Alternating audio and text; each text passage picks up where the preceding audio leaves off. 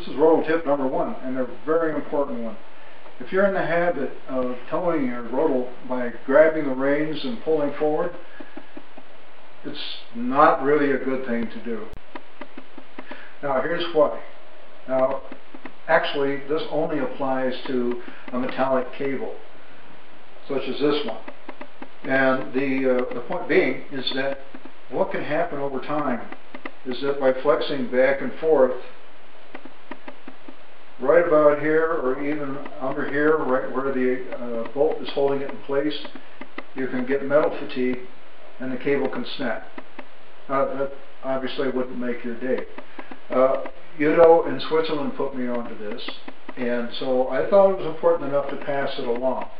You can still tow your rodel, but there's another way to get around that problem. You just don't use the reins, that's all. Reins are for guiding your rodel, that's it. If we agree then that you shouldn't be dragging your rodel by the reins, what do you do? Well, once again, this is a suggestion by Udo, and it works really well. All you need to do is make a tow strap out of 1 inch or ½ inch, doesn't really matter.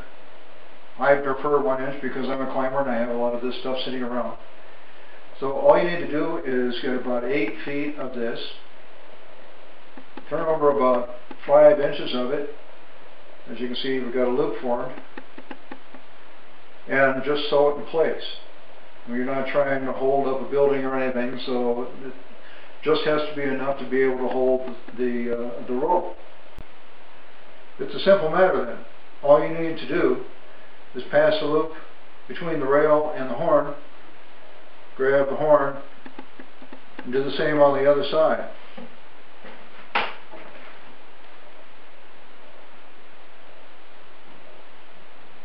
Super simple, rather quick, and you're in business.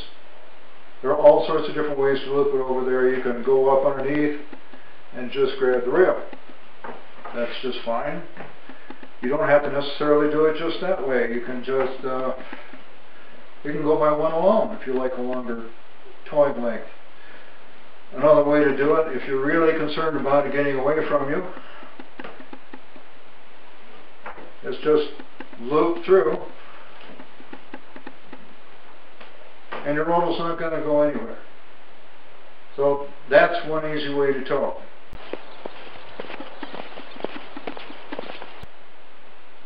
Now, towing using the tow strap really works quite well. But I find that if I'm going for a distance over a mile and ascending maybe 500 vertical feet or more, this gets to be rather annoying to just hang on to it and drag it behind you. So what I've come up with is a way to take my hands out of the whole system and make it easier on myself to have a natural stride going uphill. Then the miles go by faster and faster, and you don't think about the fact that you are towing a rodel behind you. So what I came up with was this fanny pack, which I've had around for a long time, which I've used for cross-country skiing. All I needed to do was modify it by putting this little, sewing this little nylon webbing strapping on the back. So all I need to do is, of course, put on the fanny pack.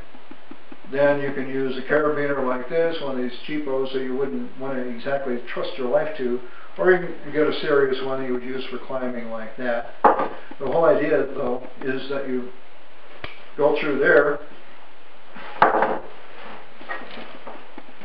and then attach the loop to that.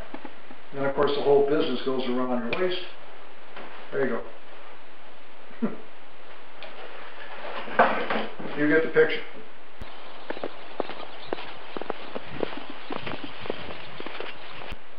Now that actually is, you could stop right there and be perfectly happy.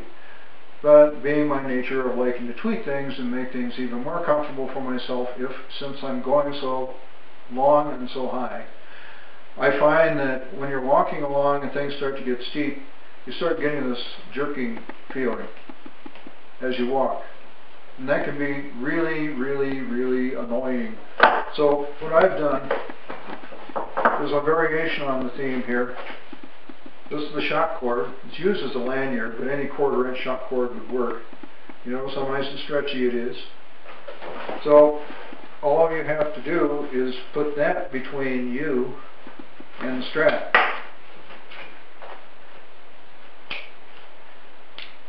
Like so.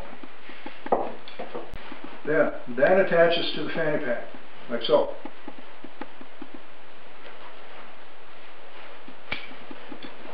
And that's all there is to it.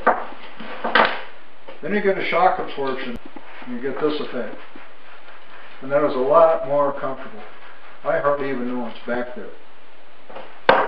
Just a thought.